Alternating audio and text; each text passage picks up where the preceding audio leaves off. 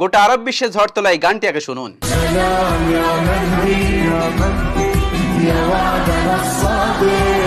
এই গানটির নাম সালাম ইয়া মাহাদি। এই গানটা যদি আপনি শোনেন তাহলে আপনার শরীরে প্রত্যেকটা লোম দাঁড়িয়ে যাবে। এই গানটি মূলত আরবি গান।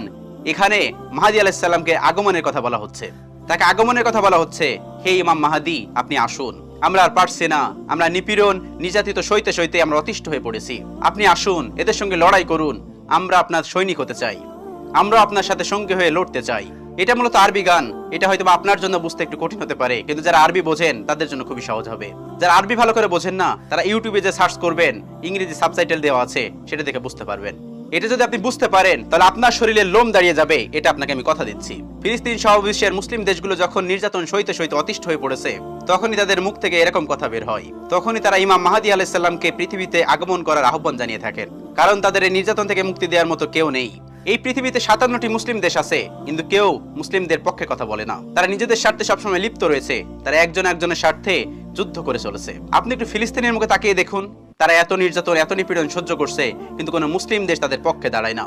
কথা বলার দরকার তাই আমরা মুখ দিয়ে কথা বলি, কিন্তু তাদের পাশে দাঁড়িয়ে কেউ তাদের সাহায্য করে না। এটা কি শুধুমাত্র তাদের অধিকার? তারা যে লড়তেছে এটা কি শুধুমাত্র তাদের অধিকার? ফিলিস্তিনিরা যা করছে সেটা আমার আপনার সকলের জন্য করছে, কারণ আল আকসা মসজিদ এটা শুধুমাত্র ফিলিস্তিনের জন্য না, গোটা মুসলিম বিশ্বের। আমরা পারছি না, এটা আমাদের ব্যর্থতা। এই 57টি দেশ জুড়ে একসঙ্গে ফিলিস্তিনের পক্ষে দাঁড়াতো, আল আকসার পক্ষে দাঁড়াতো, তাহলে এই পরিস্থিতি কখনোই আমাদের দেখতে হতো না। তবে আমি এটাই বলবো, এই গানের কথা আমাদের মনের কথা, এই গানের কথা আমাদের চেতনার কথা। ইমাম মাহাদি পৃথিবীতে আসবেন, কারণ আমরা যেভাবে নির্যাতন নিপীড়নের শিকার হচ্ছি, এতে আল্লাহ তাআলা অবশ্যই মাহাদিকে প্রেরণ করবেন এসব থেকে মুক্তি দেওয়ার জন্য।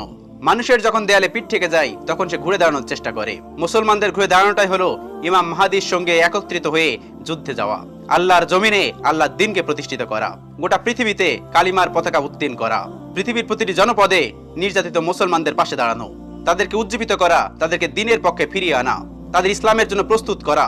একটা কথা মাথায় রেখো, এই নির্যাতন একদিন থেমে যাবে, কারণ ইমাম মাহাদি পৃথিবীতে আসবেন, ঈসা ইবনে মারিয়াম পৃথিবীতে আসবেন, এবং আমরা জানি এই ঘুমান্ত জনপদকে আল্লাহ তাআলা আবারও জাগ্রত করবেন।